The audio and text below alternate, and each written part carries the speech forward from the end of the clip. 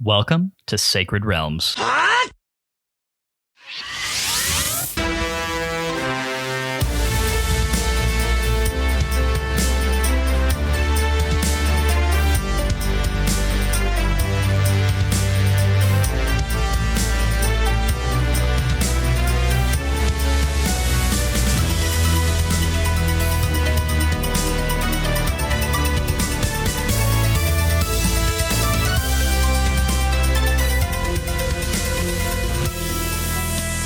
It's a great day in Hyrule, y'all.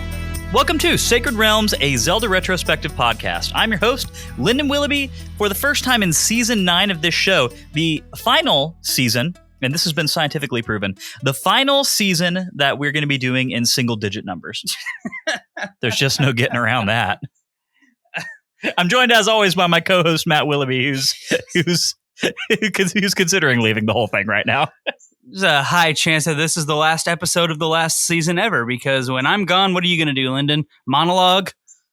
I'm going to drop terrible numerical-based jokes that nobody's going to appreciate even, like, a little bit. Even myself, like, I wasn't even proud of that necessarily, but I don't know. Like, the content requires humor, right? So I'm just trying to find strategic points to just kind of get it in there wherever possible, but I don't know. I feel like that was not my best effort. If the content requires humor, what you just did was the antithesis of that. So congratulations for negative content. Or is it like a two wrongs make a right sort of situation? You're getting that phrase wrong as well. Two wrongs don't make a right. So even more no. Just no, all the way down. Do two wrongs never make a right? No, they don't, Lyndon. That's the whole saying. The whole purpose. Damn it. Okay. Well, this has been a flub from start to finish. And to top it all off, our silent participant just kicked a table, which I'm sure you could all hear. So, look, there's no getting around the fact that this is going to be somewhat of a rickety episode of Sacred Realms Pod, right? But this more so than usual. We are actually we're changing venues, and in a strange twist of fate, we've actually come back around to full circle to Sacred Realms Ground Zero. We are on the patio, right outside the room that we originally recorded from before we moved venues to my various homes, and so that feels very appropriate. We were all together for the 4th of July festivities this weekend, and we felt like it would be a good opportunity to just knock out this episode without having to go to any extra planning or shenanigans. But because that was a last-minute decision, we're sharing a mic. We're sharing a mic stand. We're scooched real close together, and also we have Jackson watching us during. We're cuddling, and Jackson is the type that likes to watch. So,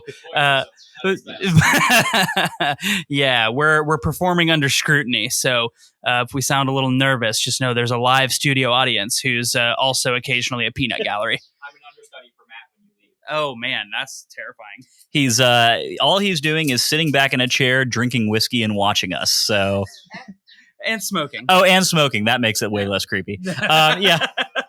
Jackson, we love to have you here. Matt, always fun to start off a new season. I know that this is one of those games that after playing through the first chunk of, you and I were immediately kind of on the text message horn with one another, right? Like thoughts were immediately occurring, and we just, there was a lot to talk about. And we didn't burn through too much pod, right? I think we future-proofed ourselves in that way, but definitely gonna have a bit to talk about here. Yeah, we have words and feelings and thoughts, and we're going to put those thoughts and feelings into more words, which are then going to be consumed into our listeners' earballs. And there we go. That's kind of how podcasts work, or so I'm told. It's an earball. You've never watched Archer, have you? I have not. Oh, well, it's an Archerism, so there you go. There you go. Well, I'm glad we at least clarified that, so that on top of people not thinking I expect them to be proud of me for knowing that 9 is the last single digit number. Also, I don't want anyone thinking that you think an earball is an anatomical thing. So I'm glad it's been, even though, I don't understand the joke, I'm glad that everybody knows it is a joke. Yes. I mean, I did actually get a B in my college anatomy and physiology course when I was a pre-med student. So I am aware that there are no balls in your ears. The closest thing you have are some bones, and they're very tiny, and they're in there. But as far as I know, none of them are spherical shaped. So anyway, That was neat. So, want to hear another neat thing that's going on, Matt? I always want to hear neat things that are going on. This rainstorm, this country rainstorm that has been on the horizon for the last few hours. It's dark and storm cloudy looking, but it's not actually raining. Regardless of that, you might get a little pleasant thunder sounds in the background of our audio. And I like to think of that as nothing but a win, Matt. We go for a good atmosphere for all of our recording sessions as much as possible. And I feel like a distant thunderstorm that you can hear every once in a while is one of the best atmospheres that you can ask for. I think it's very mood setting, very excellent. And needless to say, if this does become a Song of Storms episode, I will drop the requisite audio bit at the correct time. There you go. Yeah. It's only fair. All right, Matt. We need to get into a discussion about a brand new Zelda game, which we've never played before. What is that game, Matt? Just for anyone who didn't read the episode title and maybe joining us for the first time. So we are starting our journey with Phantom Hourglass, the first of the DS titles in the Zelda series, an immediate sequel to The Wind Waker, which was our last 3D Zelda game. And I think one that neither of us have ever played before. So kind of excited to get into this journey and see where it takes us. Absolutely, we are. Let's see. For anyone who is just coming into this as the first full game that you've listened to us cover since jumping on board with our Tears of the Kingdom coverage, welcome. We're happy to have you here. I know we released a reissued episode last week covering, the first chapter of A Link to the Past, just to give that whole crew a taste of what things are normally like around here. This is live content, however, no reissue. It's brand new for consumption. So going to be a fun thing to get into and talk about. Let's go ahead and get some housekeeping out of the way, and then we can just dive right into it. How's that sound, Matt? Let's do it. If you didn't know, Sacred Realms is a weekly re-examination of The Legend of Zelda, one little slice at a time. Sacred Realms drops every Wednesday and is available on all major podcast networks. Every week we play a new section of a Zelda game, and then we sit down here to talk and to drop our hot takes. If that sounds fun to you, please head over to Apple Podcasts, hit that subscribe button, and be sure to leave us a review. 5-star reviews are greatly appreciated, and they have a chance to get a shout-out here on the show. If you want more Sacred Realms in your life, you can head over to patreon.com/Sacred Realms Pod to get access to our Discord channel, listener mail, vote on what game we play next, and much more. Additionally, one of the benefits that Master Sword patrons get is that we read their names every week here on the show. Those legendary individuals are Gavin, Stephanie, Deck Officer, Billy, Connor, Shepherd Street, Matthew, Chris, Daniel, Fallout 907, Kelso, Tiffany the Star, Daxel, Patrice, Stephanie, Darknuck, Brian, George, Mike, Dylan, Lennon, Melanie, Kolku, Aiden, Rowan, Josh, Nick, Dante, Gep, Brittany, Davey, Haru the Mighty, Derek, Albert, Mark, Andy, Cameron, Ben, Daniel, Nick D_TV, Travis, Christian, Jonathan, Hyrule Interviews, aka Max Nichols, Garrett, and Drew. Additionally, I did really mean to start adding the Maestro in front of Darknuck's name on that list because I just think that's appropriate. If this is your first episode back in a while, if you skipped Tears of the Kingdom, I know some of y'all were doing that, you will have noticed that we have new intro music, and that is courtesy of our patron and friend, Darknuck. He is a wonderful digital composer.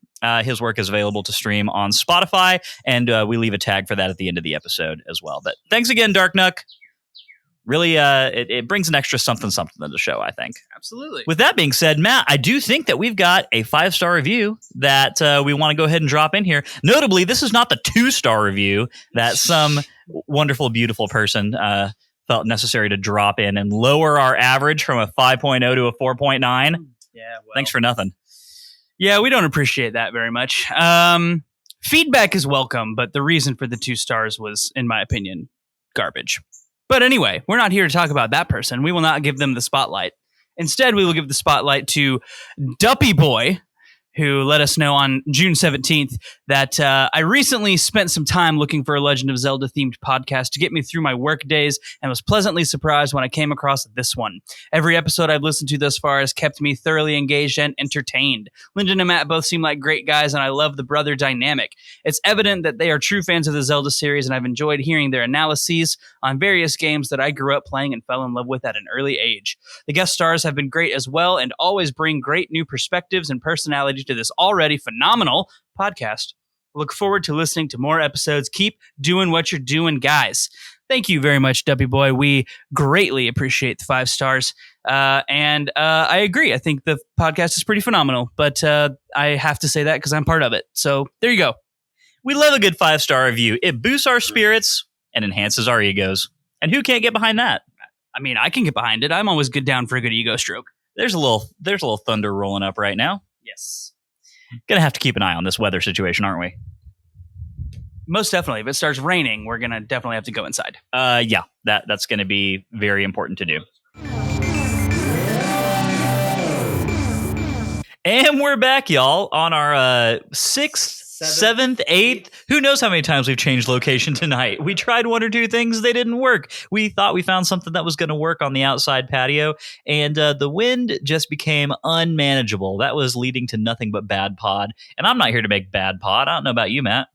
No, we may be stubborn about committing to this bit and seeing it through, even though any sane person would have called it a wash. But we're not here to make bad pod. We're just here to make it hard on ourselves occasionally. So here we are inside, actually, truly where it all began. The very room where the first episode of Sacred Realms ever was recorded. And I think the entirety of the first season.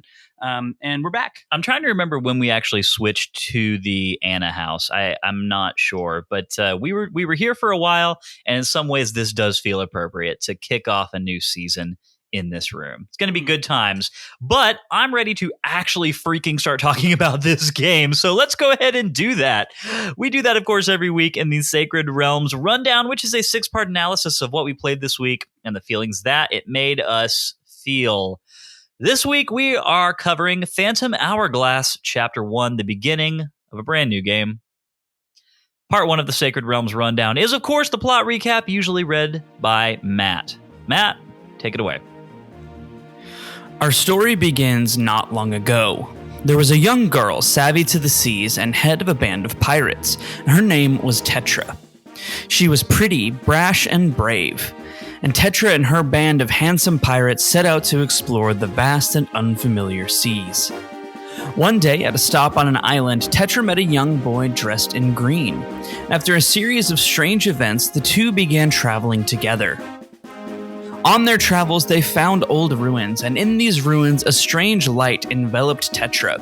At once, she transformed into a beautiful princess. Her lineage traced back to an ancient, ruined kingdom. She was Princess Zelda of the Kingdom of Hyrule. Just then, a huge, ominous king appeared. He carried Princess Zelda away and intended to use the sacred power passed down to Hyrulean princesses for himself. The boy dressed in green chased after him, determined to save the princess. The boy crossed seas and climbed mountains, and the journey was long and perilous. He slayed evil monsters and used their power to become a true hero. After long and hard adventuring, he slayed the evil king, and the beautiful Princess Zelda was rescued at last. Later, the two set off with their brave pirate crew in search of new lands. On this pirate ship that we call home, another day comes with the endless song of the waves beating against the hull, the cries of the seabirds, and the hot sun that ever shines upon the deck. The great ship has been our home for what seems like a lifetime upon the ever-changing, yet somehow changeless vista of the great sea. As Nico finishes his story of our very own adventures, we groggily come back to consciousness after dozing off in the hot sun. Nico is slightly offended that his colorful illustration of our past adventures didn't hold our attention, but all this is lost as Captain Tetra strolls on deck and starts scolding her crew for being far too lackadaisical. As we hop to for duty, the lookout in the crow's nest calls to Tetra that we are nearly at the spot we have been searching for in the ocean. Apparently, Tetra has found a new interest in tracking down a legendary ghost ship that is said to appear around this area. Nico's not enthused about this new search and brings up the fact that many ships have inexplicably gone missing in this area. While he blames the ghost ship, Tetra is more confident that the ship is just a myth, or more likely, another pirate ship that is up to no good and needs correcting. Some of the other crew bring up legends that they've heard about a spirit said to protect these waters called the Ocean King. All of this talk about the supernatural is pushing Tetra's buttons a bit, and she snaps for the crew to get back to work while we keep searching for this ship of ne'er-do-wells. Just as she finishes protesting the existence of the ghost ship and the Ocean King, the sky around our ship turns eerie and foggy immediately and without any warning. As Nico complains about the creepiness that suddenly descended upon us, the crow's nest calls out, "Ship ahoy!" As we all look out over the stern, a massive ship with the likeness of a skull on its bow comes out of the fog like a specter. This ship is propelled by black sails, and not a living soul can be seen on board as it pulls up alongside our own vessel. The ship is truly enormous, at least twice the size of our own, and it carries with it a feeling of palpable dread. As it pulls alongside, Tetra ignores the scared whimpers of Nico and decides to board the ship herself to get to the bottom of whatever is going on around here. She nimbly hops across and onto the ship, but as soon as she lands on its deck, the fog thickens so much that we can barely see the ship that is less than 5 feet away. The air crackles with lightning, and we hear Tetra scream in panic and horror. The ship begins to pull away with the absence of wind, and in desperation, we leap to latch onto the ship and try to get on board to save Tetra from whatever has befallen her. Unfortunately, due to the power of the ship, we cannot hang on and are thrown into the sea. As we lay in unconsciousness, we see Tetra in our nightmares. She seems to be being pulled away from us in a vortex of dark purple magic. She calls out and reaches out for us, pleading for us to save her from whatever evil force is pulling her away. But there's nothing we can do, and she is swallowed up by the swirling purple energy. As we awaken from this nightmare, we find ourselves not on our pirate ship, but on an unfamiliar land. The sand is warm on our back, and the sun shines brightly overhead, betraying none of the eerie gloom that we were just within. As we begin to stir, a curious floating creature, much like a firefly, comes up and starts speaking to us. She flies around us, declaring how happy she is to see us moving about, and introduces herself as Ciela. She asks what happened and how we ended up here, so we tell her briefly about the encounter that we had with the ghost ship and then waking up here on the beach. She quite unhelpfully offers the piece of news that people who are taken by the ghost ship are never seen again. But we are absolutely not going to take that at face value when it comes to Tetra. We have to set out to find this ship and rescue her. So Ciela offers to take us to someone she just calls Grandpa, who will supposedly know more. Ciela lives in a cottage nearby with Grandpa, who saved her from this very shore long ago when she herself washed up here without any memory. With nothing else to go off of, we set off to the cottage with the amnesiac fairy and find an ancient-looking man with a staff topped with a conch shell. He introduces himself as Aushus and says that Ciela has told him about us. He also, somehow, knows that our friend was taken by the ghost ship. Without reading too much into that, we confirm that this is true and start looking for any help that he can offer on finding this ship once more. Rather frustratingly, he tells us that the best thing to do is cut our losses and try to forget about Tetra and the ship. Under no circumstances should we seek it out. Regardless, we're determined to do so, and for whatever reason, Ciela is equally determined to help us in any way she can.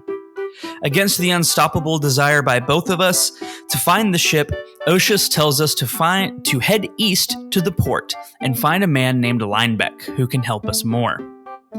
We start heading east, but are blocked when we discover that the bridge has been destroyed in a recent earthquake. We could head north, but that would take us through a monster-infested area of the island, and seeing as we don't have a sword or a shield with which to defend ourselves, we have to equip those first. Ciela takes us to Grandpa's storeroom where we pilfer the sword that he keeps there before heading north. On the way, we find a few keys and some chews, but nothing out of our league, so we make it to the eastern side of the island and start our hunt for Lyndon. At the port, we are pointed to the local bar, and then at the bar, we are told by the barman that Lyndon was headed north to the deserted temple of the Ocean King. We are told that the temple is haunted and sucks the life out of anyone who dares enter it. And because of this, no one has gone there in ages. But since we need Linebeck, and Linebeck went there, we head north to find this deserted temple for ourselves. Once we reach it, we find piles of bones of those who have tried to enter this place. And the spirit of one tells us that a strange magic drained his very life force right out of his body until he perished and is now trapped here. With that ominous warning in mind, we head further in to see if we can save Linebeck from this nasty fate. We find him in the next room, trapped by a couple of spike walls that have him hemmed into a small room in the middle of the chamber. He asks us to free him, claiming that he would normally do it himself, but in his haste to find whatever treasure this place has to offer, he sprained his ankle and is unable to free himself. This fellow seems like he's all talk and rather demanding, and he sure does talk a lot, but we need him in one piece, so we agree to help. After we do, he at least gives us a warning about the magical mist that is all around the chamber. This mist will drain our life force unless we're standing on special tiles that are placed around the chamber. So we set off to find the deactivation switch for the spike traps and free our blustering damsel. As soon as we do, he sprints directly for the exit, and we have to catch up to him to get him to stop and listen to why we're there. He's shocked that we're looking for the legendary ghost ship and wrongly assumes that we're after the treasure on it. He reveals that he came to this temple to find a map that will help him locate the cursed ship so that he can get the treasure for himself. However, he doesn't want to continue exploring the temple himself because of his sprained ankle, and instead tells us to go on ahead and find the map ourselves, while he waits here, in this nice, safe area. With little choice, we dive back into the cursed mist and quickly find the sea chart, which shows the surrounding ocean in great detail. We aren't sure how this sea chart is going to help us find the ghost ship, but supposedly Linebeck does understand that piece of this puzzle. So we head back to the safe area, and Linebeck is nowhere to be seen. We leave the temple and find him waiting in the fresh air outside, and after some verbal sparring between Ciela and Linebeck, we hand him the map, which he promptly absconds with back to the port without as much as a thank you. We chase after him, only to find that Oshus is at the port already, and Linebeck's ship is still moored there. It appears that Linebeck hasn't quite figured out the trick of the map, but Oshus shows us how to reveal its secret. The map reveals a strange symbol on the island to the south, known as the Isle of Ember. Oshus says that we should head there and start our search for clues from a fortune teller named Astrid. Linebeck is cajoled into being our captain for this trip, and Oshus even encourages Ciela to continue to accompany us, hoping that the trip will help her regain some of her lost memories. With our new friends in tow, we head off south toward the Isle of Ember. We land on the island to find that Astrid's house is deserted. In fact, there are no people anywhere that we can see on the island. We start exploring and head into the basement of Astrid's house to find it full of monsters, and Astrid locked in a safe room at the back. Unfortunately, she doesn't know the combination to the door of her own safe room, and asks us to seek out her assistant for the clue to unlocking it. Kaio, Astrid's assistant, is nowhere to be found in the immediate area, so we begin searching the island. We eventually come across the poor man's corpse on the eastern side of the island. His ghost tells us that we need to use the map next to the safe room door to mark the location of the island's 3 torches, and then the door will open. We locate the 3 torches and head back to the door and do the needed thing to open it. Astrid thanks us for saving her and is shockingly unperturbed by the fate of her assistants, but she agrees to read our fortune, so we head up to her crystal ball to hear what she has to say. She asks us if we're committed to rescuing our friend from the ghost ship, even though that path is shrouded in darkness. Once we answer in the affirmative, she uses the crystal ball to tell us that we need to head to the Temple of Fire on this island and dispel the darkness that is there. By doing so, we will get something that will help us on our journey and light the way forward. We head to the volcano at the center of the island, and after blowing out the candles that are at the entrance door, we head inside the Temple of Fire. True to its name, this place is scorching hot and full of active flames. We want to make quick work of the temple and get out of here before we roast alive, so we dive right in to try to find our way through to whatever it is that we are supposed to dispel. The flames and flame traps aren't the only hazard to compete with. Collapsing floor tiles that lead directly into pools of lava, along with spinning flame traps, some red chews, and fire keys are all aplenty in this dungeon. As we make our way through the dungeon, we find a boomerang that we can use and control to fly basically any pattern we desire from afar. We use this new tool to attack enemies and hit switches from around corners so that we can progress further into the temple. After traversing 3 scorching floors, we finally find the boss room and the key to unlock it, and we head in to fight whatever we may find there. A dark sorcerer appears to have taken up residence in this volcano, and as we jump in to do battle with him, he splits into 3 smaller sprites that separate and go around the room at random. These sprites summon and shoot fireballs at us as we join the fray, and our sword seems to pass right through them without doing any harm. Puzzled, we start trying to figure out how to get these little guys back into their singular form, hoping that this is the key to vanquishing our foe. We use the boomerang to hit all 3 sprites in a line, and it pulls them together and forces them back into their larger shape. We hit the big guy with the boomerang again for good measure, and it stuns him so that we can get in close and do some work with the sword. After a few swings, the sorcerer separates again, and we start the process of rounding up all the sprites all over again.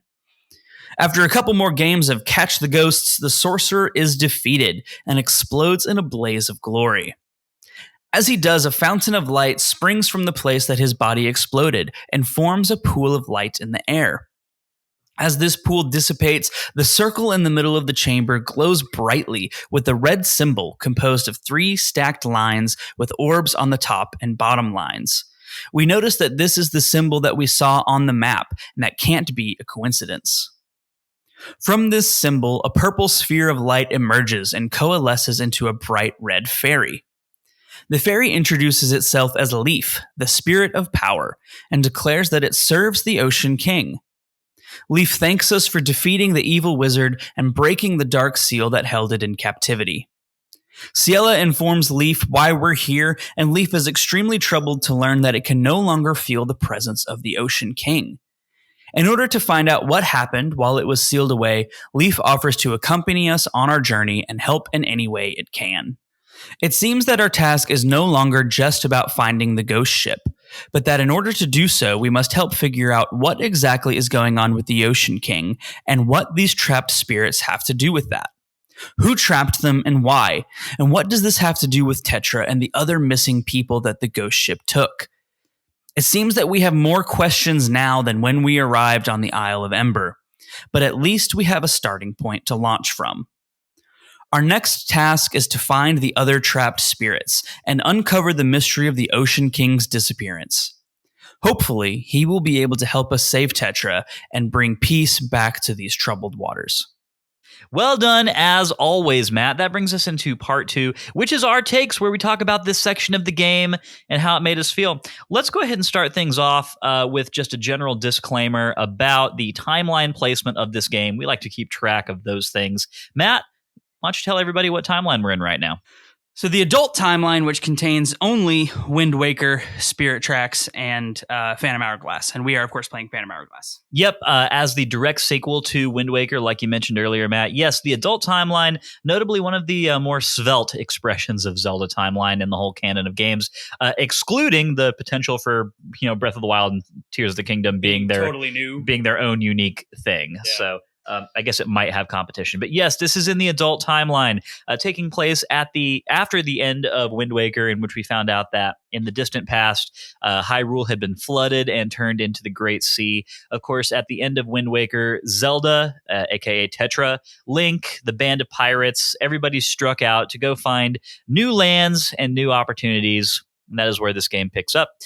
Notably, without the dead corpse of the King of Red Lions that Link is sailing. I'm wondering where that went. Like, So I don't think it was actually the corpse of the King of Red Lions. I think Link just made himself another tiny boat that he sailed around on. That seems like a whole lot of effort to go to It was something an that homage. he's no longer using, though. I totally agree. Yeah. I like to believe that it was, in fact, the dead body of a main character, and he just got so freaked out about the ramifications of that between games that he's just no longer using it. Could it have become a redead? A reboot? Yeah. Okay. Potentially. Maybe. I don't know. Maybe he decided not to. Maybe he decided not to take the chance on that and just ditched it. I like to believe that Toon Link was in a pitched battle with a zombified version of the King of Red Lions' dead boat body, and he won, and that's why we no longer have that boat. We may never know, though, y'all. Wouldn't that be incredibly traumatic? No way to confirm any of this. Matt, I'm gonna bounce it to you first.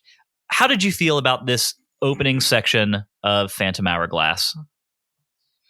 Well, it doesn't make a great first impression. Like the storyboard explanation for like past games or piece setting is tried and true, and I think works very well most of the time. Seeing these childlike drawings and cartoons was not my favorite, and like I understand, like it pans out, and like I said in the plot recap, it pans out and we see Nico explaining. For some reason, Nico is explaining the story of Wind Waker to Link and Tetra, who were the main characters of the story of Wind Waker. Doesn't hold up under scrutiny, does it? No, like not even a little bit. And so that I don't know, that felt odd. It's another example of one of my primary problems with Wind Waker was it just felt so childlike, and like maybe the intended audience was like a much younger group that would find this humorous. It was not humorous to me. I like kind of rolled my eyes a little bit. So it didn't make a great first impression. And outside of that, just the graphics were, I forgot how bad DS graphics were, I think is really what it was. I forgot that it was just not a graphically good system. So let's spend a minute talking about the general tone and everything of this game, because I do think on the one hand it has what it is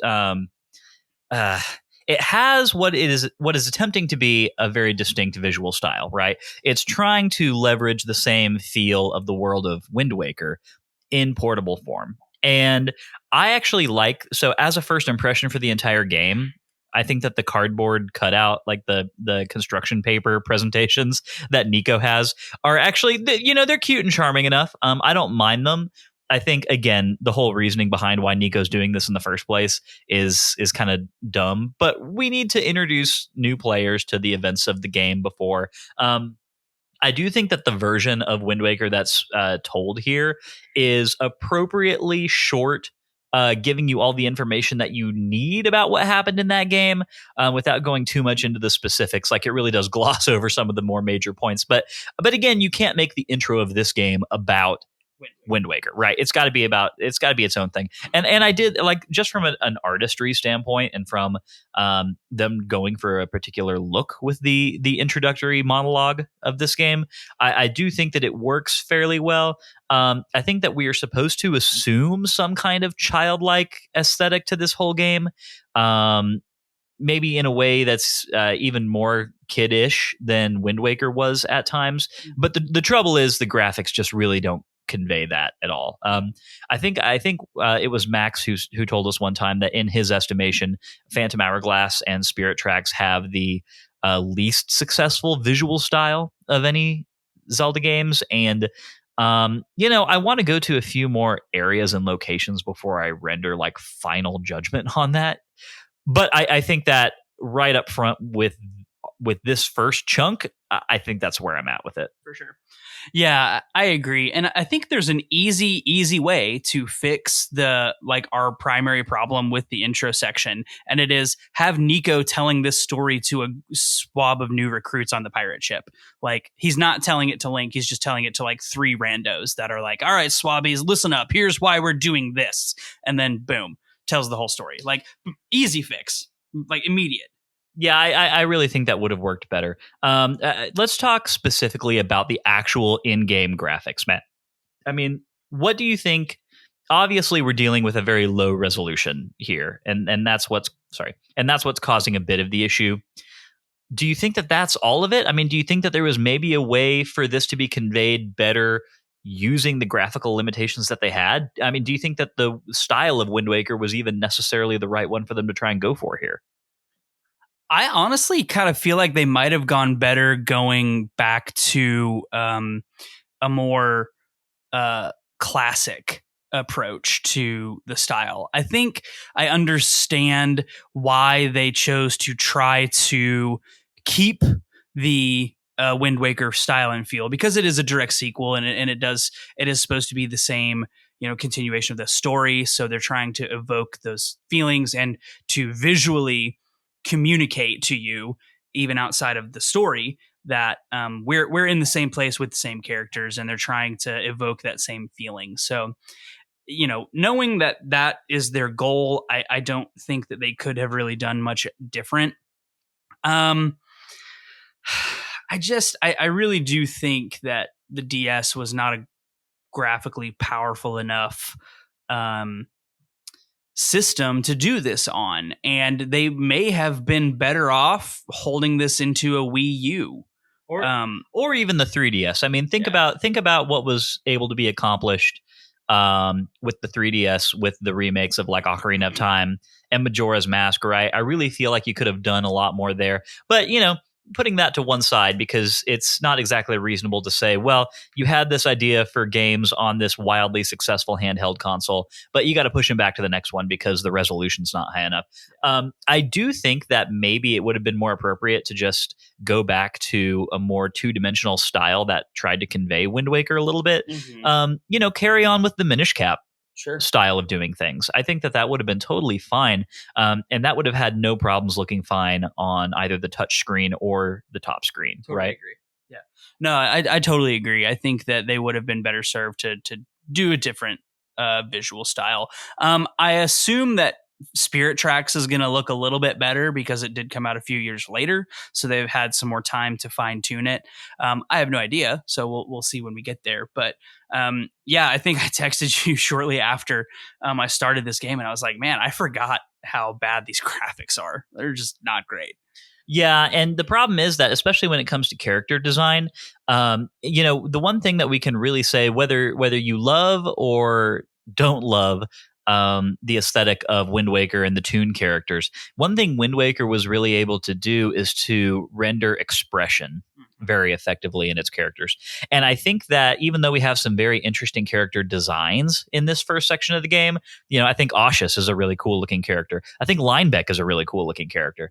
I think what you're really missing out on is the breadth of like emotiveness that these characters have, that you really had in Wind Waker. And I think that the Toon style really relies on that, and I miss it when it's gone. Yeah, I really agree. You don't get hardly any of that when you're actually in world traversal mode. You get a little bit of it when you're seeing any cutscenes, like when Linebeck picks up Link and shakes him like a rag doll. He gets the swirly eyes and gets all dizzy.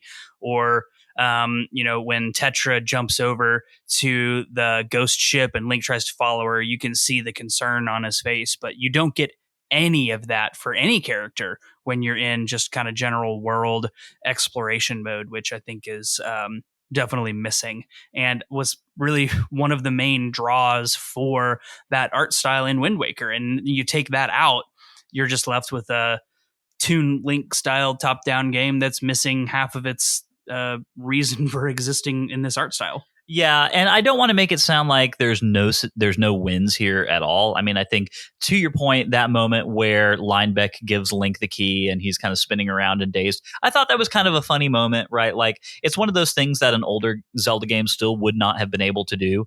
And so it's fun to sort of see it here. It's not enough to really close the gap from what I would really have liked to have seen out of this. It's not even just the characters, too. I mean, the world is a bit more bland looking than we're honestly used to from a Zelda game. It looks pretty generically video gamey for a lot of it, at least so far. And that extends to both the islands that we explore and then also sea traversal, which doesn't look great, looks really derpy. It doesn't really have any of the wonder that you get from sea traversal in Wind Waker. And again, that's one of the things that really worked so well about that game was a sense of scale of the Great Sea, which is disappointing, right? Because there's a moment where you get in Linebeck's ship and you have to book it from Merkay Island over to the island of Embers. Yeah. Well, so it's the island of Embers, and I almost called it Ember Island, and then was going to take us down into an airbender place. It's always a good place to be. It's maybe even a better place to be than the one we're talking about right now. Oh, I'm just kidding. I'm having fun. I'm having fun breaking it down and all that. No, so when we're booking it from Merkay Island down to the Isle of Embers, and the Great Sea theme kicks in for the first time. The sea feels small and kind of derpy and bland to the point where it's disappointing because the Great Sea theme is one of the most epic tracks in the history of Zelda. And in Wind Waker, when you hear it cut in for the first time, you really do feel that grand sense of scale and exploration. And here it just feels like it's trying to completely carry that sense of wonder, right? And nothing else is. And it's just not enough. It's not enough. Well, the big problem with that specifically, and with overworld exploration on the islands, is you're restricted to your smaller touchscreen, and the map is taking up the larger non-touch screen. So they've limited themselves intentionally by creating a game that operates basically solely on the touchscreen to have the lower resolution, the smaller size, and they've just absolutely eviscerated everything that was visually appealing and stunning and good about what made Wind Waker a good visual game. And like when you get on Linebeck's ship, he's like, this baby is so fast. It's got this great engine, and it takes up like less than an eighth of the bottom of the screen, and it looks flat. It looks two-dimensional. It is unremarkable, and it just doesn't work, in my opinion. Yeah, and fortunately, we are playing the entirety of this game on the lower screen, which is the less bright and crisp one of the two screens on the DS. Same for the 3DS, right? Like that is one thing that is just really unfortunate is, I feel like the big swing here, and we're moving a little bit now into discussions around like control and movement and stuff like that. But I feel like one of the big swings that this game takes, maybe even the big swing, is in leveraging completely the stylus for the purposes of doing everything, moving, combat, whatever. That is definitely the big swing. Yeah, it's the big swing. And because of that, that means that you have to be experiencing the game primarily on the lower screen. The upper screen is completely devoted to your map and other stuff, menu stuff, right? And so... And you have to pull the map. And you even have to pull the map down in order to do one of the main functions, which is draw and annotate. So, like, not only are you limited to the small screen, but then pulling the map down to annotate, putting the map back up, and then move. It's a very jarring experience right out of the gate. Yeah. But yeah, it's definitely unfortunate because, like I said, that lower screen is just not as crisp and nice looking as the upper screen. But on top of that, just the simple act of using the stylus to control Link at all times means that some part of your screen is obscured at all moments that you're playing this game, and sometimes more than just a little bit, right? Like if you're trying to take Link all the way across an area, right, from left to right on the screen, then you have to drag that stylus all the way across. But if you're trying to go the other way, depending on whether you're right or left-handed, then your palm can be like getting into the screen bounds a lot of the time. And that to me feels like a very suboptimal way to play any video game. I know what the back of my hand looks like. I don't necessarily want to look at it while I'm playing video games. Yeah, absolutely. I think, honestly, we're now firmly within the camp of the stylus controls. So we have a pretty good segue here into a conversation about the stylus controls. And Matt, I want you to go ahead and tell everybody the story of how exactly this panned out for you the first time. it didn't pan out great for me. So I knew that the stylus control was like the gimmick for the Zelda game. We've talked a couple of times about how almost every Zelda game has a gimmick that they like lean into, that is like the main new thing for the game. And I knew that the DS one was stylus. What I did not know was that stylus was everything. Like, I thought we were going to at least be able to control movement and character using a normal D-pad or joystick movement. And then stylus would just be everything else. To my surprise and horror, that is incorrect. Stylus is literally everything. It is movement, rolling, combat, item usage, map annotation, interacting with characters, interacting with objects, like everything. Everything you do in this entire game is stylus. And I hate it so far. Like, look, we're week number 1. I am like, maybe I'll get accustomed to it and not hate it quite so much, but I hate it. and I liked Skyward Sword's motion controls. Like, granted, I had a later generation Wii with the upgraded nunchuck things, so I never had the issues that a lot of people had with them.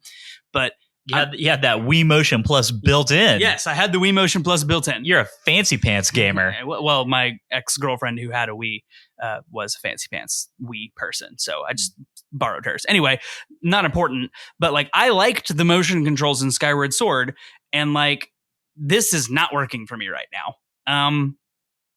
I hope that it will eventually work for me, but as of right now, that is a hard no. So I've got to split it up a little bit in order to give my actual critical thoughts on it, because the thing is, I don't think that the stylus system in and of itself is a failure. It's not something that I'm not enjoying in totality. I will agree with you that there are a lot of things about it that I'm not really digging so far. All right, well, there's that thunder we've been waiting for. This is the Song of Storms.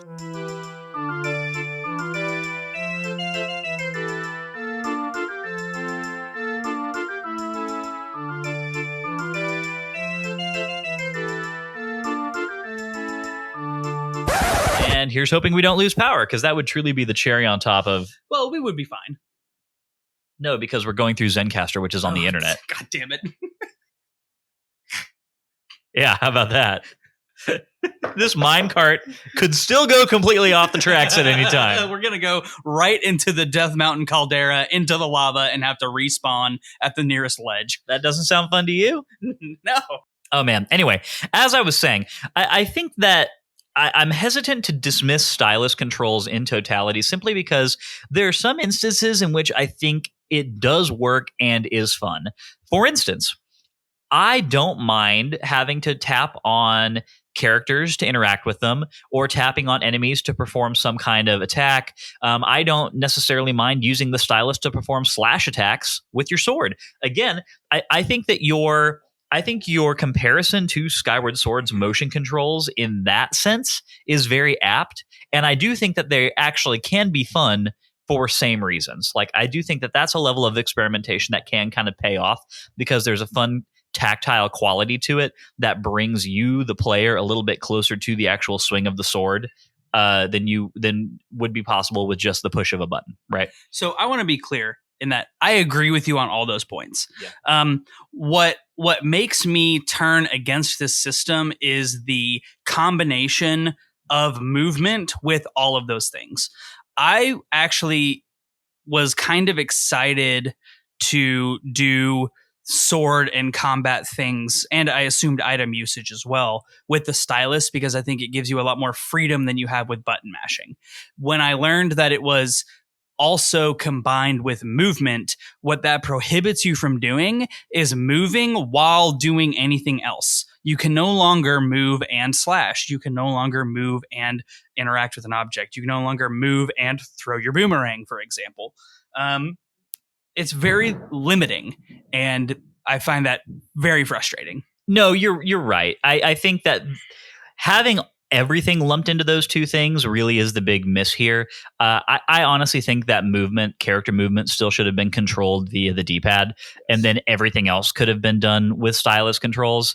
I think that would have been a lot more fun. I do think the big issue there is that an accessibility concern is how do you solve for that, knowing that you're going to have right and left-handed players, right? Mm-hmm. Because the way that the format that we're talking about presupposes that a person is going to be holding the DS with their left hand and using the stylus with their right hand. And of course, on the left side of the DS is the D-pad, right? And so to us, that just feels natural, right? For a left-handed person who's doing it the opposite way, you would have to rely on a bit more of the way that like Joy-Con controls are done on a Switch, right? Where you've got 4 round buttons that are functioning as a sort of D-pad, which might not feel as great, right? Which might feel a little less precise.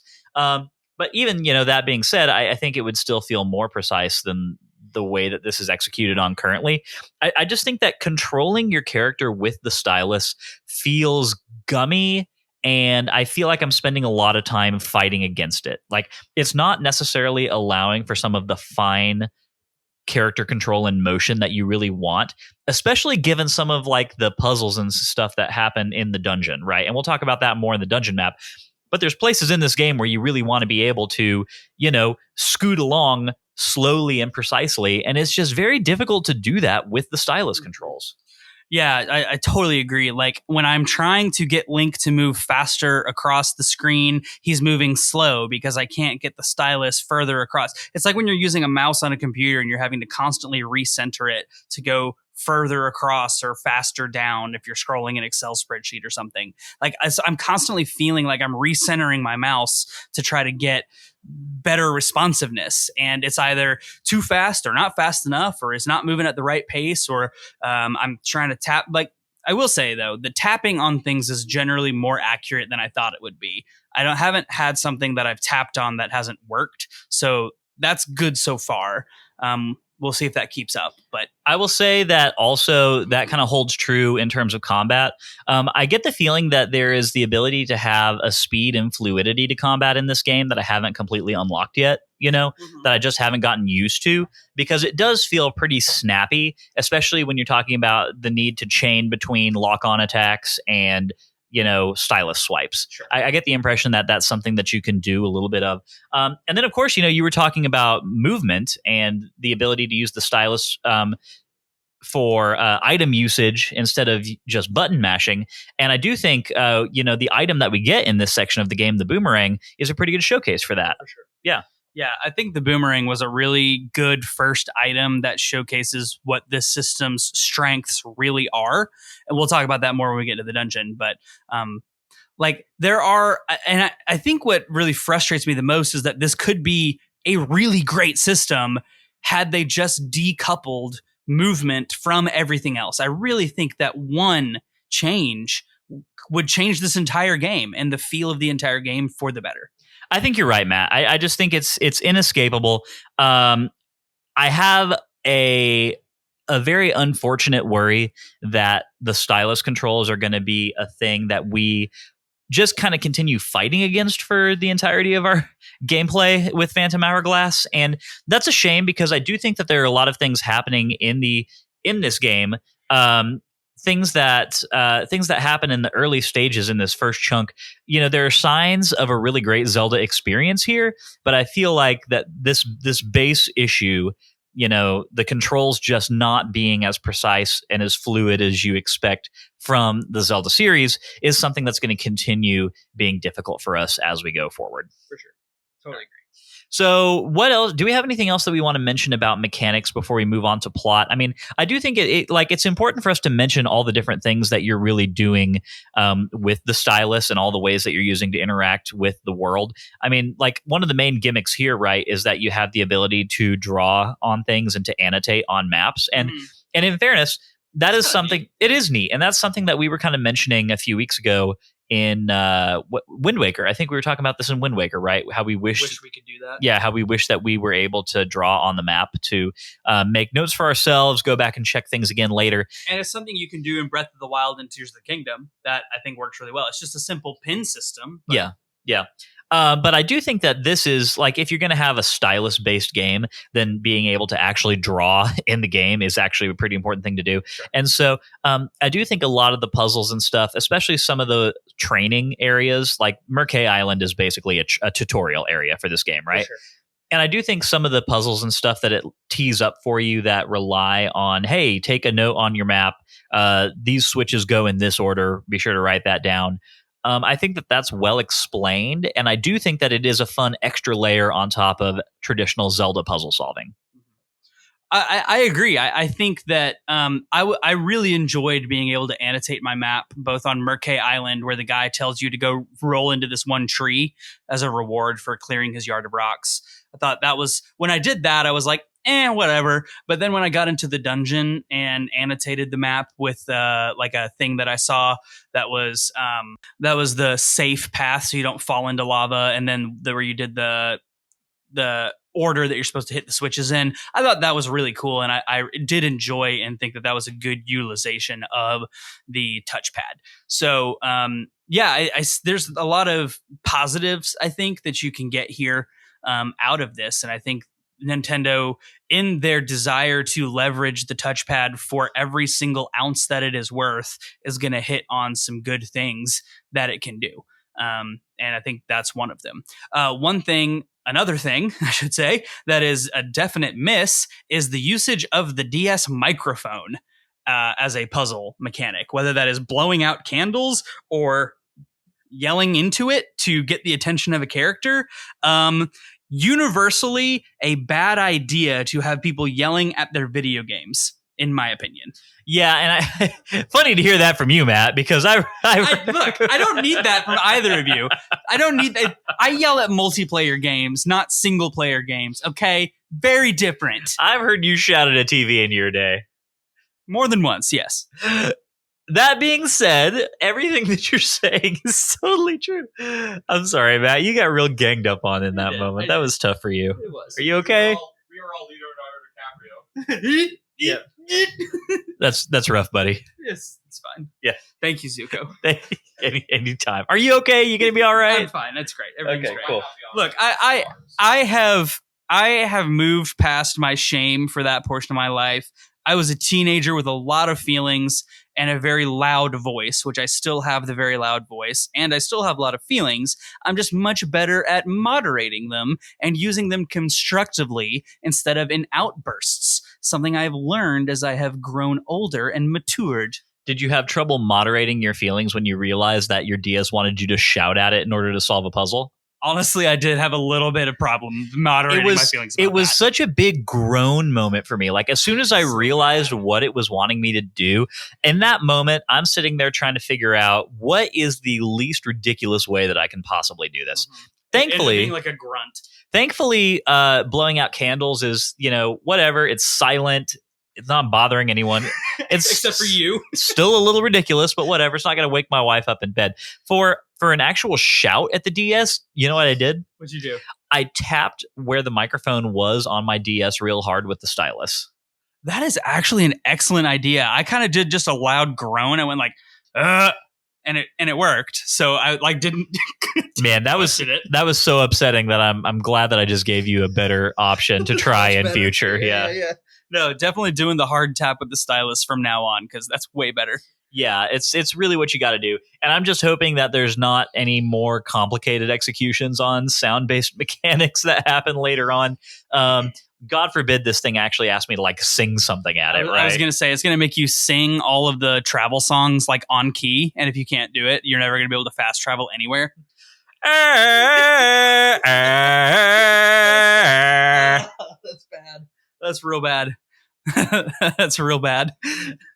No one wants to hear that. No. My wife doesn't want to hear that. I don't want to hear myself do that again. Don't make me do it, Phantom Hourglass. Please, I will beg you to never do that again. This sounds like a really good segue into my announcement of my a cappella rearrangements of Zelda songs. No. Dark Nook, I'm coming for you. I'm going to be the #1 Zelda musician on Spotify. He's the number one. He is the best Zelda musician on Spotify. All other Zelda musicians, Terrible. Ask anyone. Yeah. They'll tell you. This is why you have 2 stars. Look, that is not political. That is a meme. It's literally a meme. I'm not arguing that. We're going to get another 2-star for that. Definitely. Anything else mechanics-based we want to talk about? I mean, I know we already talked about combat. I do... this is one thing I wanted to mention real quick was the roster of enemies that we've met so far, which I'm kind of underwhelmed by. Yeah. Right? Bats and rats? Well, give them their... Well, actually, I don't know what the Zelda name for rats is, but... right, we have geese, we have ravens, we've got... Likes. I didn't find a like. Yeah, they're on Island of Embers. The little hoppy spider thingies. No, those are Tektites. That's right. Yeah. Yeah. Tektites, choo-choos, fire keys, some bubbles in the dungeon. Not a whole lot to choose from right now, and for the most part, they're kind of all takes on enemies that we fought in Wind Waker, and they're portrayed the same way, which is appropriate. I would like to be seeing a little bit more variety right now. Would be kind of nice. You know, the dungeon didn't have a mini boss. Did not have a mini boss, but you're getting ahead of our format here. No, you're right. All right, let's go ahead and move on to our discussion about plot, because that's one of the areas in which I think this game actually kind of has a lot going for it. I was personally impressed by the story. I think that it's a very intriguing story. I think it's a good use of capitalizing on the foundation that Wind Waker built on, right? Like, I think it's a cool pickup from the events of Wind Waker. And I'm getting a little bit more investment in the characters right off the bat, just because we know them, and we've already spent an entire game resolving problems and stories with them. So that's something. Yeah, I really do appreciate that we pick up where we left off in Wind Waker, exploring the Great Sea with the pirate crew, with Tetra back in her pirate queen outfit. Nico's back. Like, I really like that. I like that we pick up where we left off. It's Arya exploring the great unknown, right? Except it's Link and Tetra and the pirates. And like, very good. Definite highlight. And we're in a new setting, and like, there's new things, and they're exploring. They don't know what's out here. There's rumors of this ghost ship, and they're like, ghost ships aren't real, which is dumb because there's a ghost ship in Wind Waker. So like, yes, ghost ships are real. You have seen one. I don't know why Link isn't speaking up and saying, yo, I had to board a ghost ship to get a piece of the Triforce. Like, yes, ghost ships are a real thing. Notably not the same ghost ship. Notably not the same. You are correct. That ghost ship disappeared once we got the piece of the Triforce, never to be seen again. We banished it. But, like, still, ghost ships are real. Maybe we shouldn't F around with this. Anyway, I really hate to see Tetra go the way of the Princess Zelda damsel in distress. I really don't like that. I was really hoping, especially seeing as Tetra has reclaimed her pirate queen persona. She's no longer royal Princess Zelda. She's back to being the badass, right? In her pirate outfit, being the captain of a pirate ship. And we just go ahead and put her right in a potted plant, right at the beginning, and ship her off to parts unknown. I don't love that.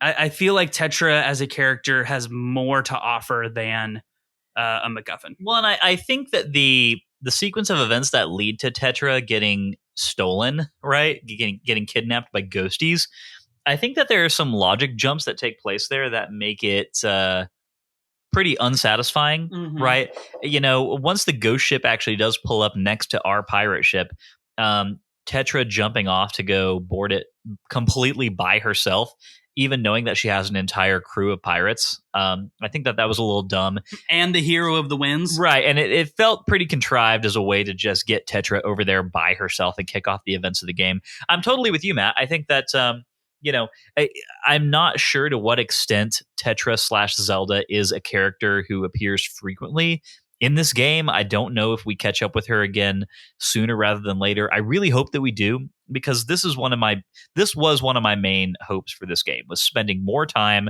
with Tetra post Wind Waker.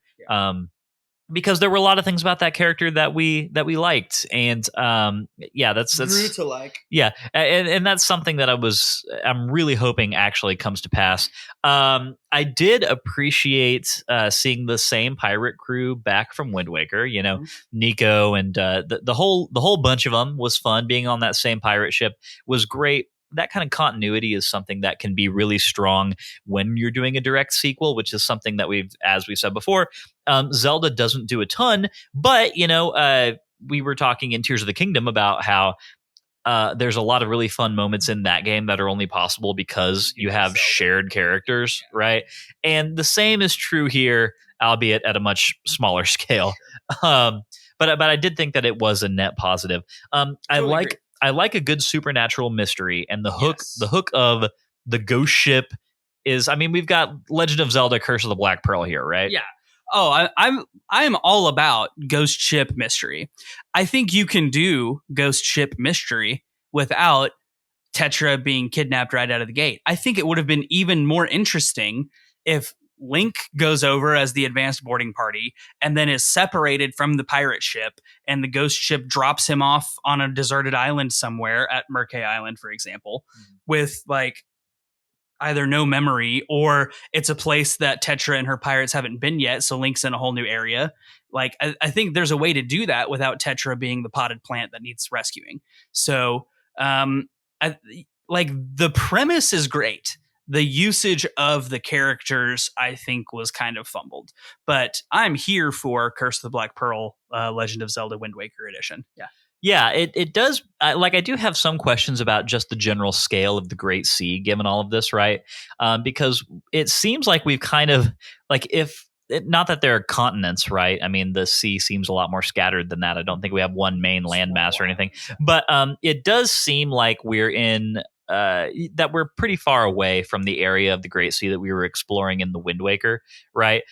We seem to have like a whole new slew of societies and traditions, right? Like the Temple of... there are no Triforces. Right, exactly. Temple of the Ocean King is a big thing, right? Like there's a whole mythology around that character, and there's a temple to the Ocean King on one of the main islands, right?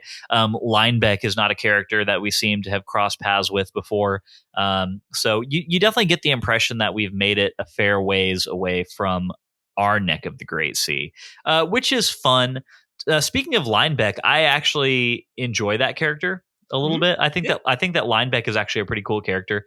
I really like his character design. Like I said before, I think he's like drawn and rendered in a really fun way.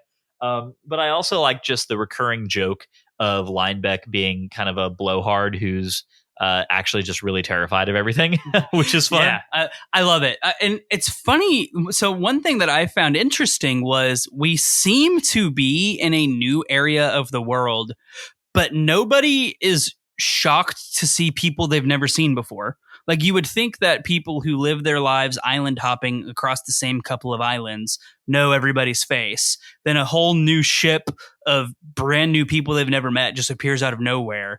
And also to the pirate crew that we're following along with, this is their whole mission, is set out to find new civilization. Now they have. We're making almost no ado about either of those things by either of those groups. And that feels odd.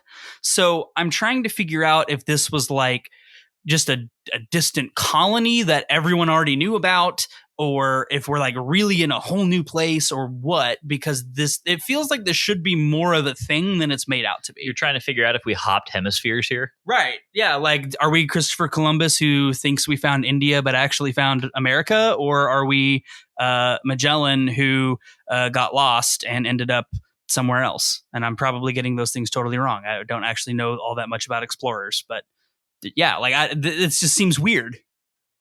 Yeah, 100%. So I'm curious to see more from Linebeck as the game goes forward.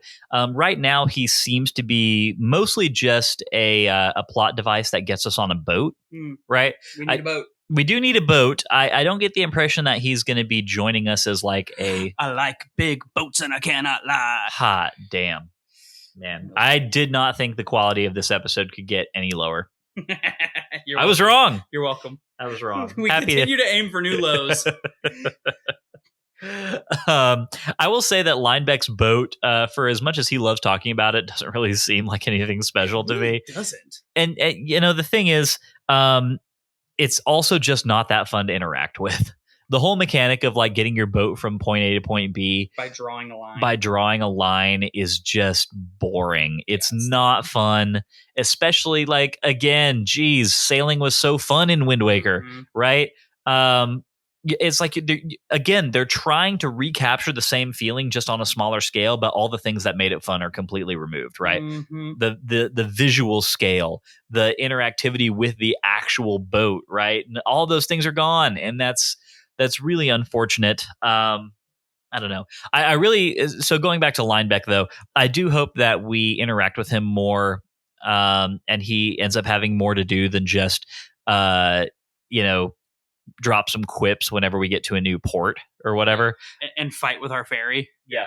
And that's what I was going to say. Like, going into this game, I actually had thought to myself that Linebeck was your companion character, just because I'd seen him in a lot of the artwork and everything. And I was disabused of that notion very quickly as soon as we wake up from getting cast off of the pirate ship by a fairy who is clearly the actual companion character of this game and sounds suspiciously like Navi. You did it this time. Yeah. On purpose for the pod. For reasons of ridicule towards you. Rude. I was actually super excited to see fairies back. I think that is a really fun part of Zelda lore, and I'm really glad to have a fairy companion. Sela, I think that's how I've been pronouncing her name. I was saying Ciela. We should probably Google that at some point so I don't get blasted on our phonetics channel. But Sela or Ciela, whichever one it is, she seems fine. She's fine. She's a little more sassy than Navi, which I appreciate. A little less sassy than Tattle. Yeah, she's like a good in between place. Tattle was just, I love Tattle. Don't get me wrong. But Ciela seems really good. I'm excited to see her go toe to toe with Linebeck more.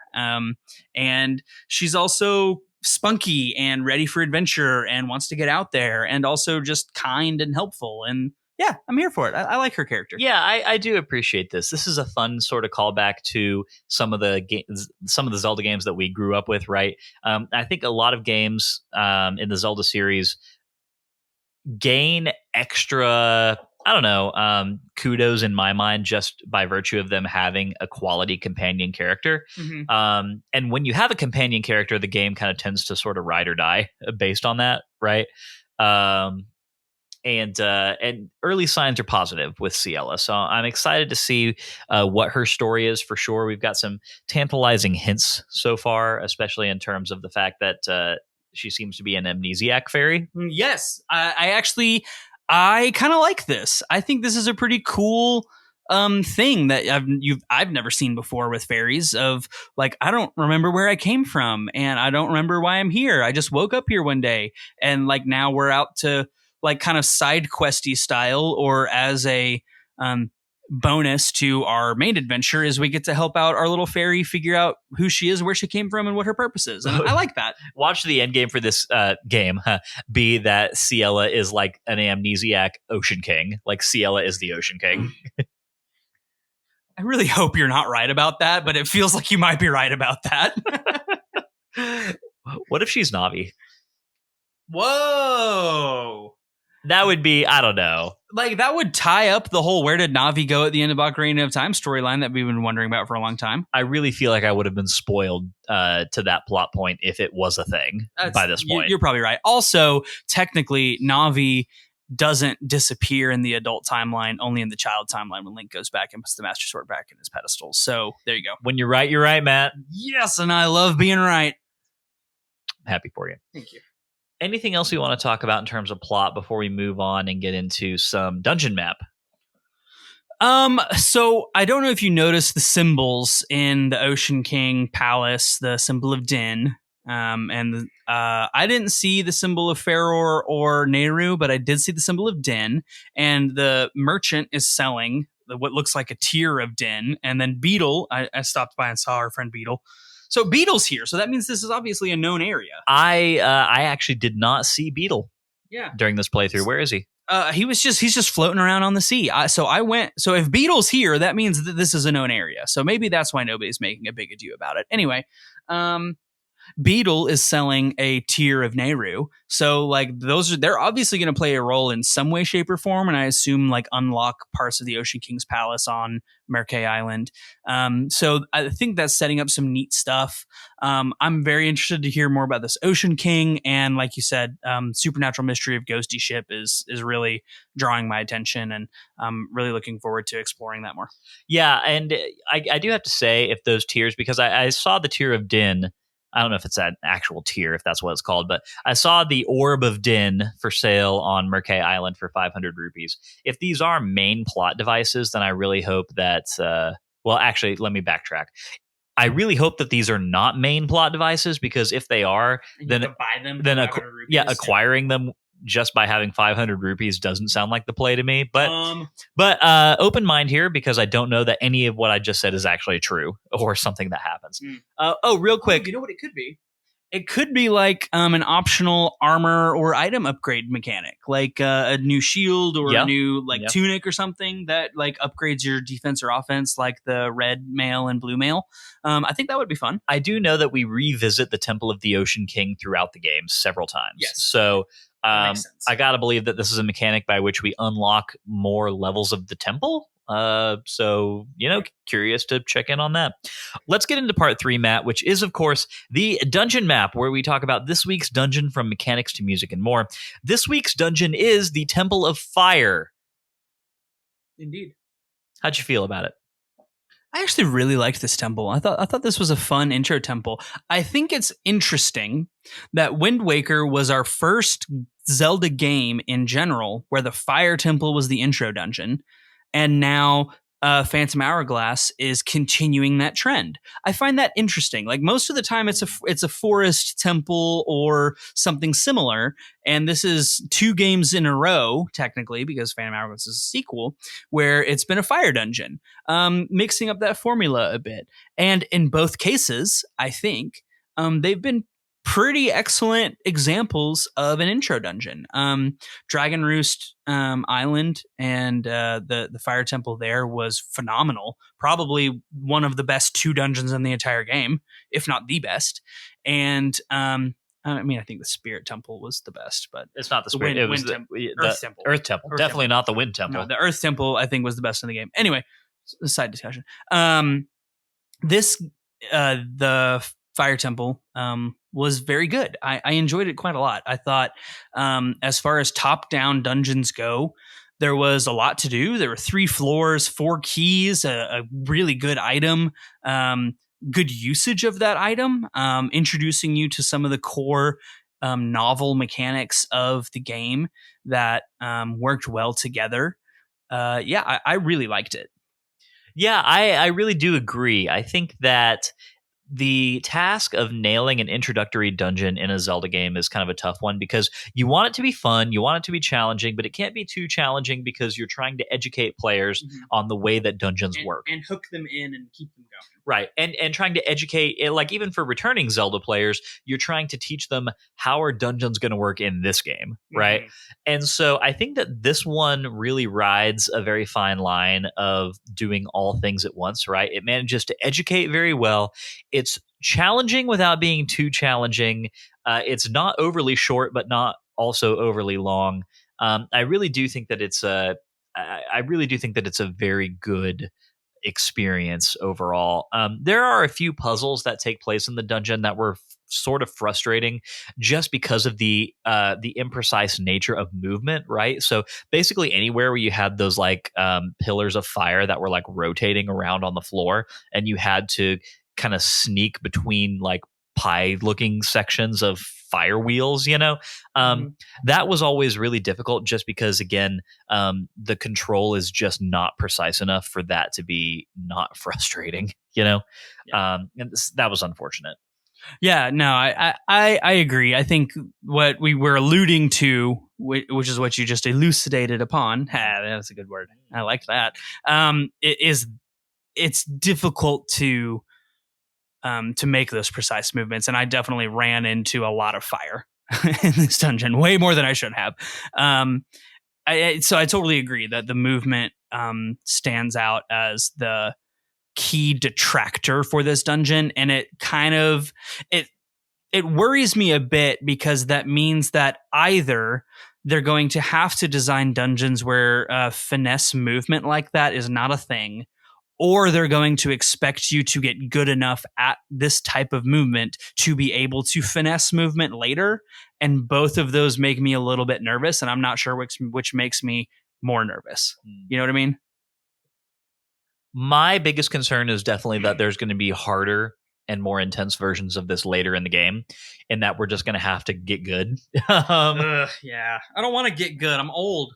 I mean, well, it's not even that. I really do feel like there's just, I really don't want to belabor this point too much, but it's in moments like these where you're trying to avoid these slow moving pillars of fire, right?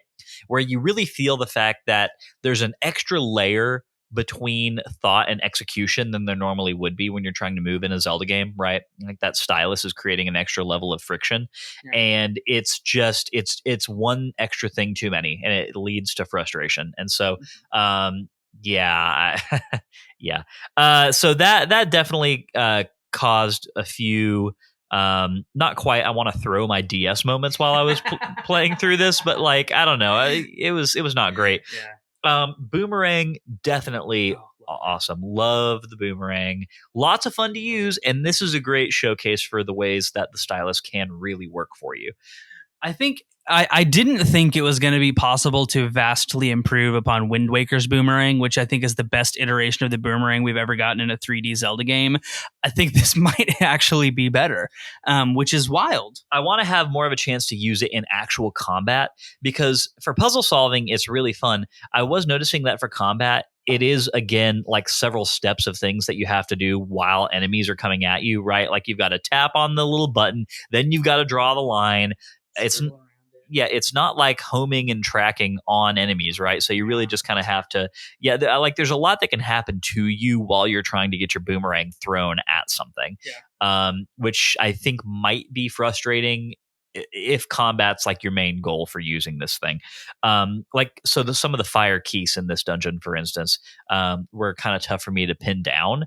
Like I was finding myself having to like retreat to a safer area, and they weren't going aggro on me, and just kind of launching my boomerang from there. And it usually took 1 or 2 tries until I could actually get it. Yeah, no, now that you mentioned that, you're absolutely right. I think, again, going back to I can't move around while using things.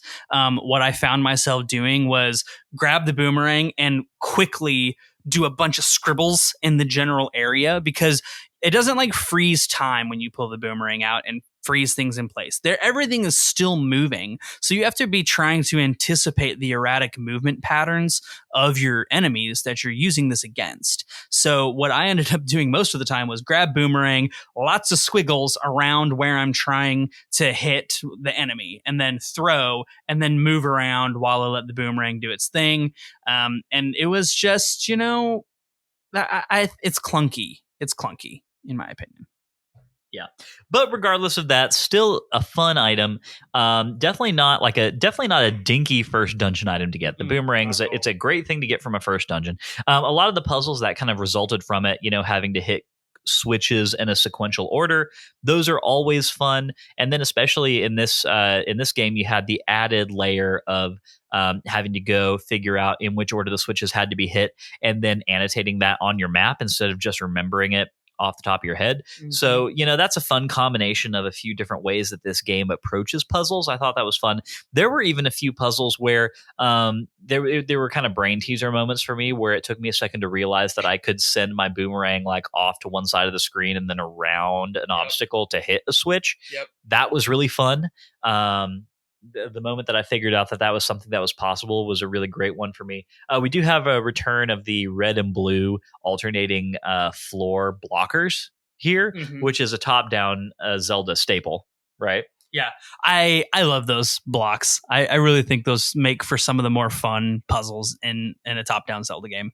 It's always the brain teaser of how do I get where I want to go when I'm having to hit switches especially from afar. Yeah, I always like those. They're a classic for a reason. Not a ton of combat to speak of in this dungeon. There were a few areas where you had to clear out a few trash mobs of enemies in order to open a door. None of it was too terribly challenging. I think the standout here is going to be the bubbles, right? Who you have to stun with the boomerang and then go in for the kill with the sword. And again, that's fun in and of itself. The boomerang, like the lack of responsiveness of the boomerang when you're actually summoning it and sending it out and trying to hit those bubbles for the first time. Again, that can be a little frustrating at times, but did think that overall they were a fun enemy to fight. Like you mentioned earlier, no mini boss, which is disappointing. For sure.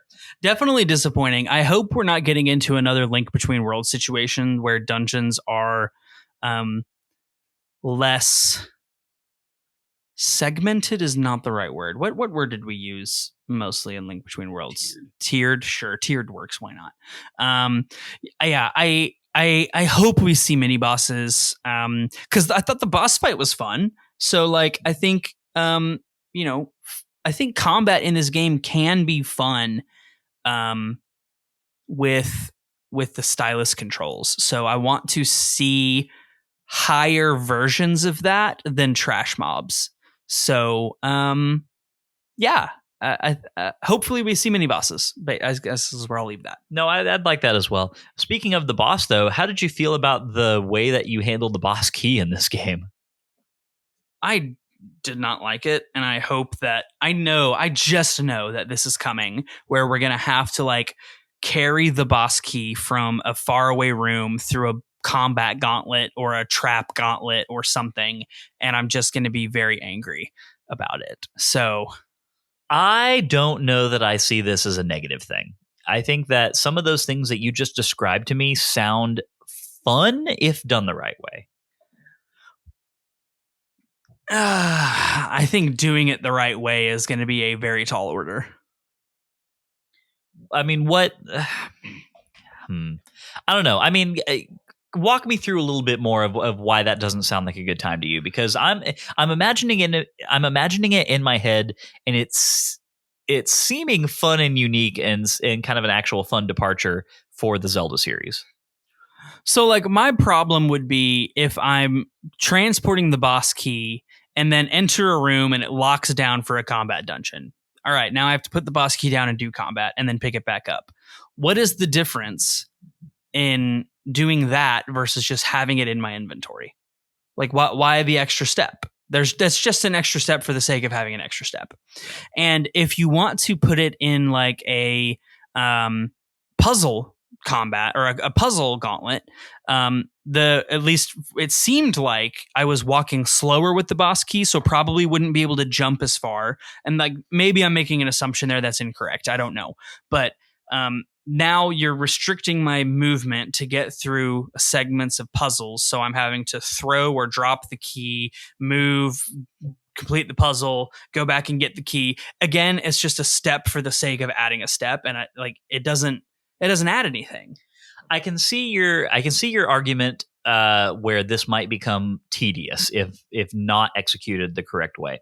I think the reason that this is kind of clicking for me a little bit right now is because a lot of times the boss key essentially can just feel like another key. It doesn't really feel special. It looks different, and that's cool, but really doesn't have anything that sort of sets it apart necessarily. And I do like how this is kind of, at the very least, them trying to do something new with a staple of the series from the very beginning, right? Yeah.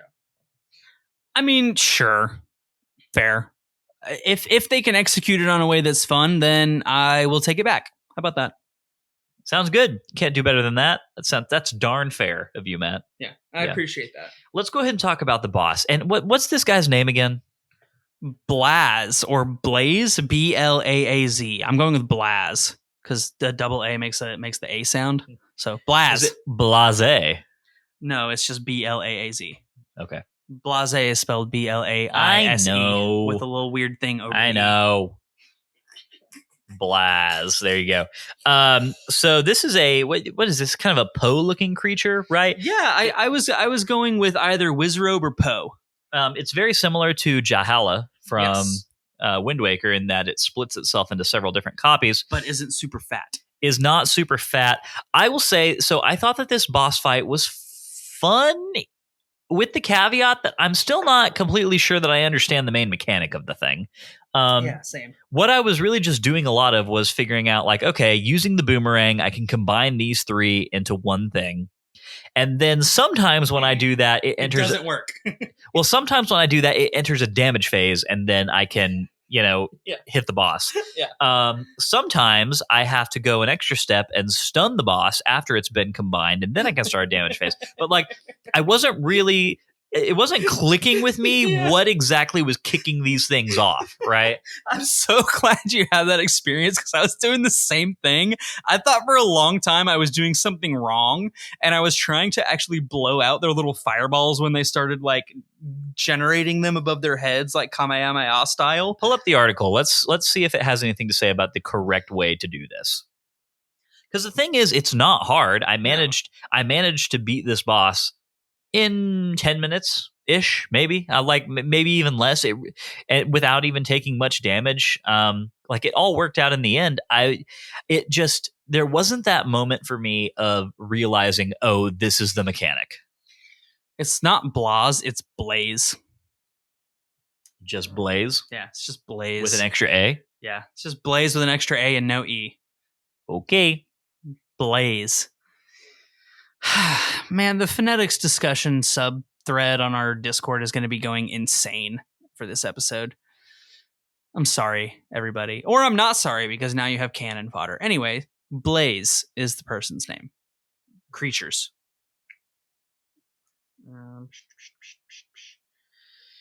In order to successfully defeat Blaze, you must fuse him together using the boomerang. While on the run, bust out the boomerang and trace a line between the three forms of Blaze to fuse them all together. However, there is a catch. If you take a look at the top screen map, you will see the three forms of Blaze wandering around. One of them has one horn, the other has two horns, the other has three horns. When tracing the boomerang, you must target them in a specific order. Wow, so I totally brute forced my way through that. Totally didn't know. Didn't catch on to that at all. We just completely stumbled into the correct way to do this. Yes, absolutely. Totally. Well, I want to go back and watch a video of this and see if there was maybe a way in which this could have been more apparent to me. Because that's actually cool. Yeah, right? That's actually a really cool mechanic that went completely over my head. Absolutely. Totally didn't notice it. Maybe we're just dumb. I don't like to think that, but I don't know. Maybe it's possible. It's possible. Yeah. Okay.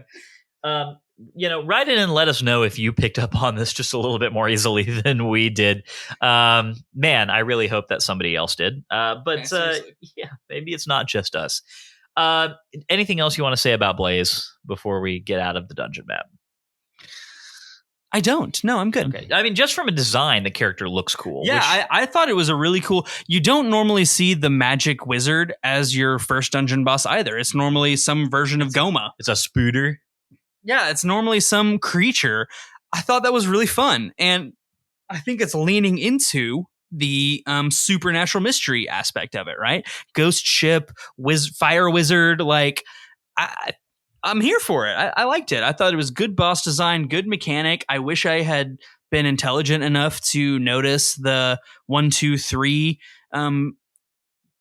version, and I wasn't. We got there eventually in the end. But I think this was a really good first boss and a great use of the dungeon item. So it worked out really well. Alrighty. Well, with all that said, let's move on to part 4, which is Bloopy Trails, where we talk about interesting things that diverted our attention this week. Matt, do you have anything that might even sort of qualify here? So I did go visited Beetle, which I know you didn't do, and I also went to the island for the scrapyard island. I think it's called Bomb Island or something, where you cannot do anything there, so don't bother, except that you run into the postman, who is a human with angel wings. He's not a Rito. He's just he looks like a Cupid. Okay. Which I hated. It was very disconcerting. A return of a Rito postman definitely would have been appreciated here. That would have been great. I did not even go over there. I went straight from one island to the next and didn't do much exploring. I guess the only bloopy trail that I might possibly have is that freaking tree that you have to go roll against to get that 100 rupees. 100 rupees. Yeah. I'm all about 100 rupees. Oh, hey, by the way, while we're Why talking... is it a big green rupee? Why is it not a gold rupee? Or a silver rupee? So dumb. I guess the real bloopy trail for me was my quest to learn how to freaking roll in this game. I haven't successfully done that. I can roll, but most of the time I roll off the edge of the map into the water and lose half a heart. So screw rolling in this game. It's horrible. It's terrible. It sucks. I could not get it down to the point where I was able to do it consistently. It was just a huge pain in the butt. And yeah, it took me like 3 times to try and roll up against this tree to get this 100 rupee piece. So there you go. That's my bloopy trail. Amen. Maybe the least fun bloopy trail I've ever done in my life. Let's move on to part 5. Which is Z targeting, where we talk about fascinating characters or enemies that we happen across. I'm going to go first here and say that I really enjoyed Astrid, the fortune teller. Astrid was a very cool character. A lot of personality, which is fun. Were you reading her as a Gerudo? Not really, no. I was red hair and like jewelry on the forehead, and I was mostly going with a resident of the Fire Island, therefore the red hair, jewelry, just because she's a medium fortune teller. So I wasn't going Gerudo. Yeah. Okay. And the Gerudo region in Ocarina of Time doesn't have any mountains, so they wouldn't have had anywhere to go to take shelter from the flood, so they probably died. There you go. That makes sense. Okay, just something I was curious about. I do have questions about Astrid's relationship with her little sidekick buddy. It seems like an unprofessional relationship. What's that guy's name again? The one who dies and we see his ghost. Don't remember. I want to say Hona. I want to say Aiden. Konu. So. Kona coffee. Let's just call him Kona. Hold on. No, let's just call him Kona. That's more fun. Okay, the correct answer here is Kaio, which is Astrid's assistant. I got some questions about this. One, she really does not seem all that upset when we let her know that he died. Right? Also, apparently he's only been dead for like a day, but also his body has had time to fully decompose into a skeleton, right? I have questions. Maybe his skin burned off. Oh, there you go. The volcano immolated. Volcano. Okay, yeah, good. Sure, let's go with that. Anyway, yeah, Astrid the fortune teller. Fun character with a good chunk of personality, and someone about whom I'm now developing a lot of headcanon. So we really developed a lot of headcanon in this episode in general. So yeah. Z targeting for me. I'm gonna go with Oshus. Just because the old man trope, giving of / stealing of the sword from the old man. Also, he seems like a super awesome dude to just like take strays that wash up on his beach, whether they be fairy or human. And he's like, what if Oshus is the Ocean King? I mean, he does have that staff with the big conch on it. So and ocean is literally in his name. Again, you're probably right, and I hate that you're probably right. If you are right, I'm not giving you anything except an eye roll. We'll see. Yeah, anyway. No, he seems like a cool dude. Just like the willingness to help those in need, regardless of who they are or where they come from. And I'm here for it. So he seems like a chill old man. And they call him Grandpa. Like everybody calls him Grandpa. Ciela and most of the island people and Linebeck. Yeah. Is he everybody's grandpa? That would be disturbing in some way, shape, or form. Yeah. Could be. You never know. All right. Let's move on to part 6, Matt, which is our final thoughts, in which we let you wrap up this section of the game in as succinct a way as you can think to do. So as we explore our new location with our familiar cast of characters, we see our friend Tetra get taken by the ghost ship and start off on a supernatural mystery, Curse of the Black Pearl style. And as we progress through the intro section of the game, meeting a cast of new and interesting characters from our guide and friend Ciela to Oshus and Linebeck, we progress through the intro island of Murkay over to the island of Embers into our first dungeon of the game, where we experience another intro fire dungeon, get a new item for the game that works extremely well with the touchpad controls that we're still very much getting used to, and culminate all of that with a pretty excellent boss fight that utilizes our new boomerang very well and showcases some of the strengths that this control scheme has to offer, setting us up for a fun next step in our journey as we explore a new game and a new world and new characters and a new way to play Zelda. Well done, as always, Matt. That brings us to the end of the Sacred Realms Rundown. We will be back next week with another installment of the Sacred Realms Rundown, covering another section of the game. All right, Matt, I think that's going to about do it for this one. We persevered through incredible adversity and created an episode of Pod. Whether it's a good episode of Pod, we will let everybody else be the judge of, but we did it. This is going to be an interesting season. I'm wondering how much this is going to end up sort of feeling samey to the energy that we had on like Zelda 2 and that whole season. You know, I think I don't want to take that as just a given. Right.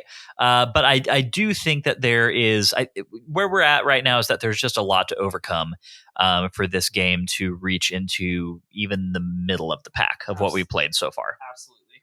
And like, look, we've played some of the best Zelda games that are out there. And like, I think Nintendo didn't necessarily do itself a lot of favors by leveraging the gimmick this heavily. They don't normally leverage a gimmick as heavily as this, but I think this is definitely the hardest they've leaned into something in a long time, at least from what we've seen and played so far. So I really hope that we can kind of get past the control scheme and see it for the benefits that it has, and see the game for see the bright spots in the game, I think. Yep, that's all we can really hope for, and I like to believe that there are going to be a lot of fun experiences ahead, regardless of what the final product all kind of coalesces into at the end of the day. Matt, are you ready to get out of here to continue our 4th of July weekend, to go have Jackson pour us some whiskey and then tell us what the notes are? Yes, I have a fiance to get back to. You have a wife to get back to. Jackson has a fiance to get back to, and the thing that all three of us have in common to get back to is more whiskey. So we're gonna go do that. Sounds fun to me. Let's close this thing out, and we'll see you guys next week. If you enjoyed today's show and would like a little extra Sacred Realms in your life, you can head over to patreon.com/Sacred Realms Pod and become a patron. If you've got no rupees, it's not a problem. 5-star Apple Podcast reviews are a great free way to support us. More reviews means that more people see our show. That makes us very happy Hylians. Follow us on Twitter and Instagram at Sacred Realms Pod for updates on the podcast and for behind-the-scenes action.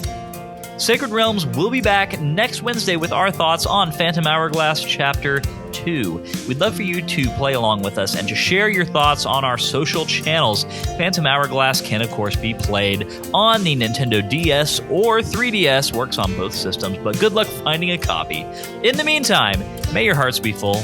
May your arrows never miss. We'll catch y'all next time.